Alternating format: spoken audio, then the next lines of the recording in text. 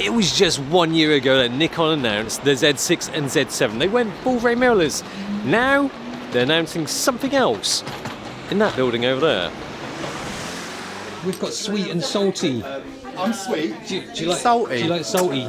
I like it salty. Last year it was the Z6 and Z7 announcements. Now we're sat down ready to see what they've come up with. But will it be sweet, or are we going to feel salty about it? Here we are, new Nikon Z50 plus new lens. Let's check it out. So here it is, the Nikon Z50. It's so small, it's so lightweight, 395 grams. It's practically floating away. Oh, well, here we go. Oh, finally caught it. Yeah, so here I am at the Nikon event. Essentially what I'm doing is humping the Z right here, and what we have is a ickle baby Z6, Z7. It looks exactly like the Z6 and Z7, albeit a bit smaller. And you know, it owes much of its ickleness to the fact that it has an ickler sensor inside. It's a crop sensor. That is a 20.9 megapixel APS-C sensor paired with an X-Speed 6 processor, which is good from ISO 100 to 51,200 or max 25,600 in video, don't know why. Expandable to 204,800. That ISO range beats its rivals, although it doesn't have as many megapixels. And there it is, you can see the sensor in all its glory, not that you can actually see much, but oh yes, that's the Z mount. Same mount, so you can use the same full frame lenses, but now you've got some crop lenses. Yes, so now there are a couple of handfuls of native lenses to choose from, including this new 58 0.95 Noct, which will give you lots of glorious bokeh goodness as long as you cough up £8,000. Fuji and Sony have more native lenses, but with the FTZ adapter you can use big ass DSLR lenses on the Z50. Over here we've got the 1650mm pancake, so called because it goes flat like a souffle pancake, and then extends to be a cake. And we've got a 250mm here. One thing is, the camera itself doesn't have any in-body stabilization. It has electronic stabilization, but with the lenses you've got some dual detect optical VR, can't remember what they called it, some sophisticated gyro methods to make the stabilization all good and stuff like that, hopefully. So with the 1650 you get essentially 4.5 stops stabilization and 5 stops with that lens. It seems alright, but that's all I can tell you right now because I can't show you any more than this. And although I did just take the memory card out, this is just a sample, so I can't show you the pictures or the video from this camera, sadly. Yeah, alright then. So what exactly can I tell you about the camera then? Okay, so about £900, you can't expect this to have just like loads of luxurious features, and if you look on the back, it's quite simple. Not too many buttons, although you've still got your dials, your double dials. One front, one back, and oh look at this, 3.2 inch touchscreen.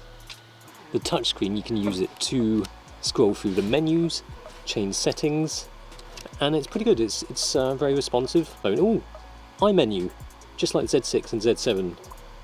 And yes, I'm still humping the Z. Whereas the XT30 LCD screen doesn't do the selfie flip, the Sony does the overflip, and this Nikon Z50 does the underflip. I mean, that's something for vloggers to essentially wet their pants over.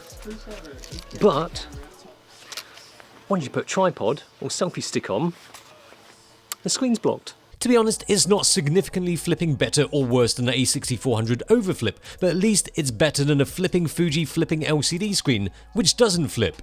And you've also got slow motion video in 1080p. 4K you can go up to 30p maximum, but in 1080 you can go up to 120p.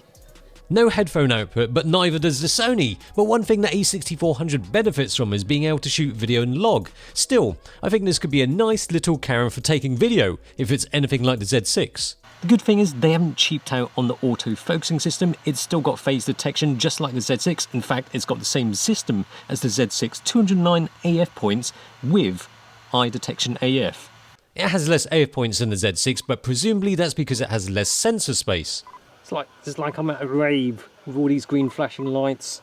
Yeah, so the viewfinder, it's not huge, but with 2 million dots, it's alright, It's not laggy, that's for sure. It's a decent EVF with a magnification higher than the XT30 and a little short of the A6400s. But yeah, the focus feels pretty swift. Swift enough when you're shooting stills.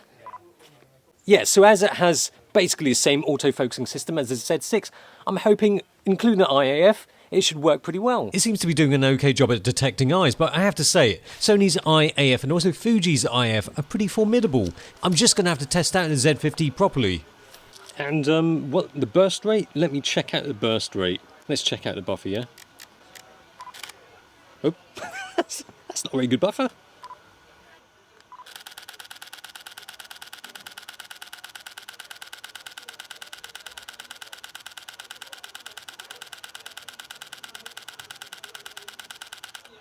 There we are.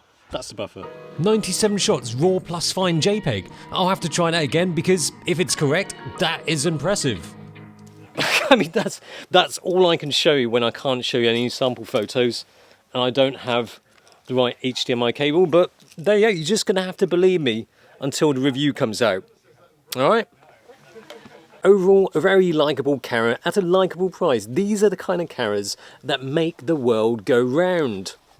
That and gravitational pull, it's much simpler price, but it's not a complete simpleton of a camera. It's got plenty of the sophisticated features that you'll see in a Z6 that will make this appeal to not just the beginner photographer, but also enthusiasts. It shoots at 11 FPS with A and AF tracking like the A6400. It's more than the X-T30 can muster with its mechanical shutter at 8 FPS.